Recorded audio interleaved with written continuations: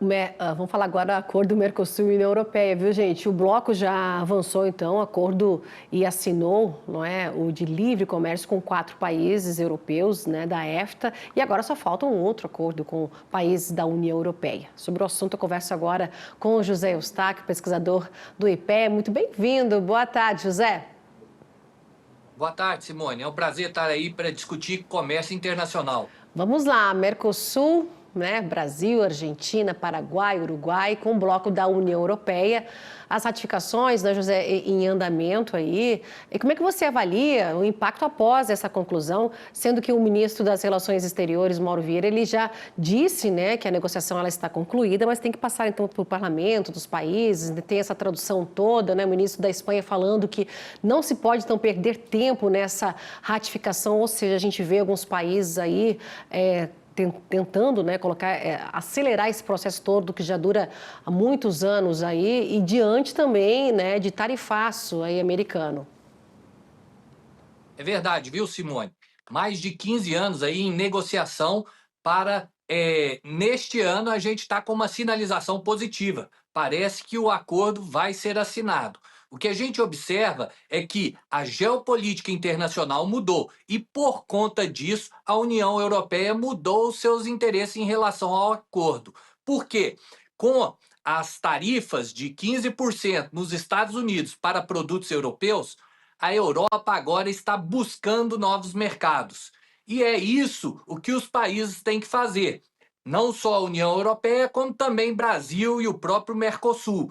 Então, o que vai acontecer é o seguinte: daqui para frente, se pelo menos 15 países dos 27 que estão inclusos na União Europeia aprovarem o acordo, as coisas vão fluir. E o maior entrave, que até então era a França, parece já sinalizar positivamente para a assinatura do acordo. Então existe sim, né, uma avenida mais positiva para que haja essa assinatura de livre comércio entre esses dois grandes mercados. Lembrando, a União Europeia é basicamente 700 milhões de habitantes ou consumidores novos. E aí o Brasil, né, ou o Mercosul, com produtos do setor agropecuário ou mesmo do setor mineral, tem muito a ganhar com o acordo. A contrapartida é que nós vamos também importar mais produtos industrializados.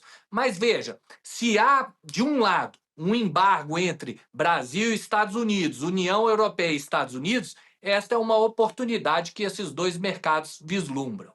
É oportunidade para os dois lados. O acordo ele visa então essa redução de barreiras comerciais, né? Fomentar também os investimentos, promover esse desenvolvimento sustentável, medidas de salvaguarda também esse monitoramento preocupa alguns países. A gente viu a França sempre colocando o pé atrás nesse acordo e até previsto aí manifestações contra o acordo União Europeia e Mercosul.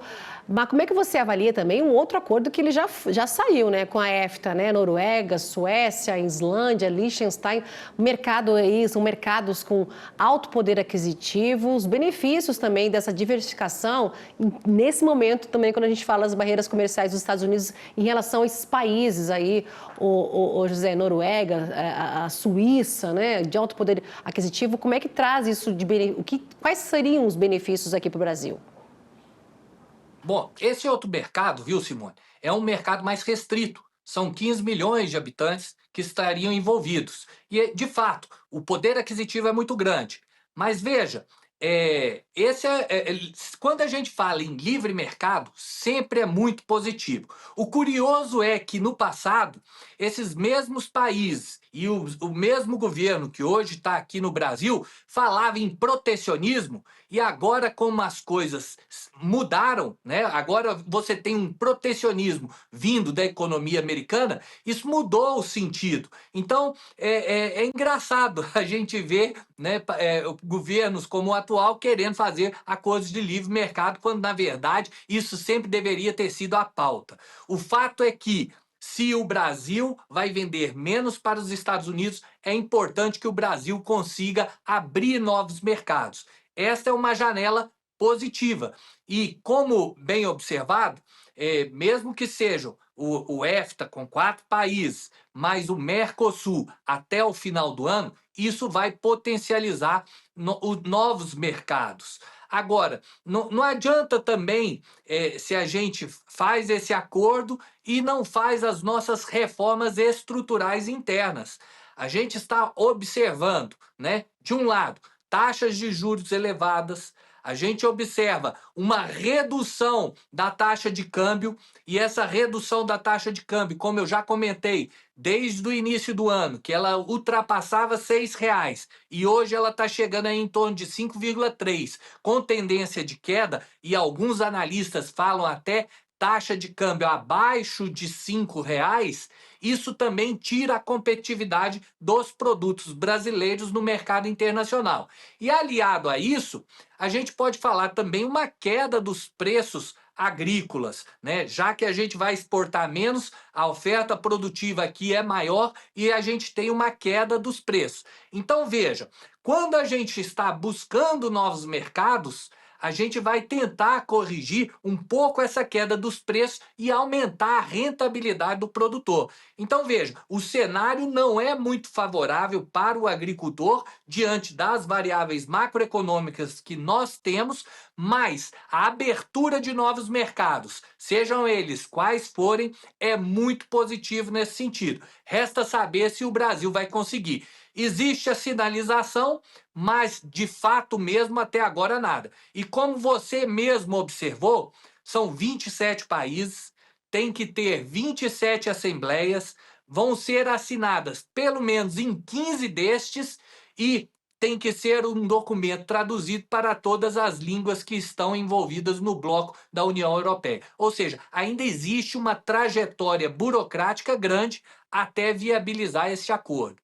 Nessa trajetória toda, que tem esses passos a serem seguidos, tem essa expectativa, né, José, de que esse acordo ocorra até o fim deste ano.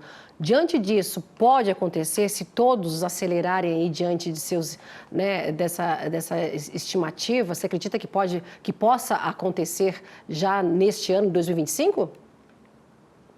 Tudo indica que sim, viu, Simone? A ideia é, se não nesse final de ano, para o próximo ano. Porque as expectativas dos europeus mudaram após o tarifaço do Trump. Então, o mundo está se reorganizando e, é claro, os interesses europeus agora mudaram. E agora há uma sinalização mais positiva para produtos que vêm da América Latina. E aí inclui o Mercosul.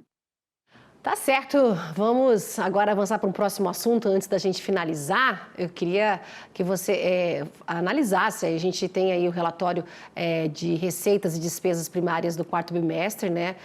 Bloqueio total de 12,1 bilhões, 12 bilhões e 100 milhões de reais, decorrente então ao aumento do governo nesse bloqueio que antes estava em 10,7 bi, não é? Teve esse aumento um pouco mais aí das projeção das despesas obrigatórias. Como é que você avalia, né, que teve esse aumento de 1,4 bilhão em relação ao terceiro bimestre?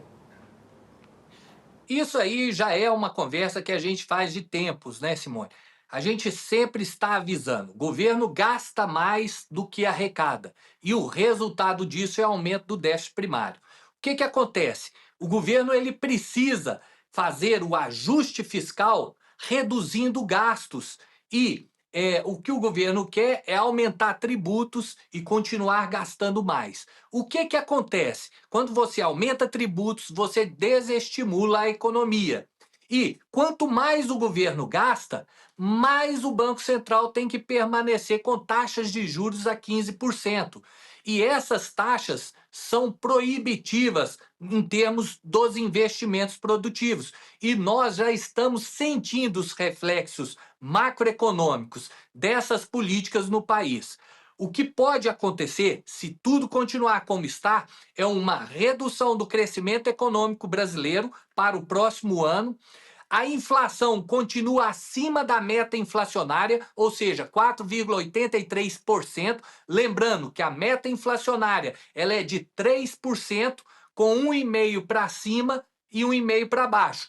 Se a gente joga 1,5 para cima de limite superior, a meta inflacionária deveria estar abaixo de 4,5% e não está. Ou seja, o governo continua gastando muito e isso pressiona a taxa de juros para controlar a inflação e isso prejudica o setor produtivo. Além disso, já com as questões do mercado internacional, nós temos que buscar novos mercados. Mas veja, eu comentei anteriormente que a taxa de câmbio está apreciando e existem expectativas de que ela fique abaixo de R$ 5. Ou seja, os nossos produtos ficam menos competitivos lá fora. Então veja, o cenário não é muito animador para o setor produtivo. Primeiro, preços baixos. Segundo, taxa de câmbio apreciada. Terceiro, exportações menores e, haja vista, menos mercados para a gente exportar.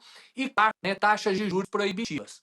José Eustáquio, muito obrigada pela análise da semana aqui com a gente. Viu? Uma boa tarde para você. Até semana que vem.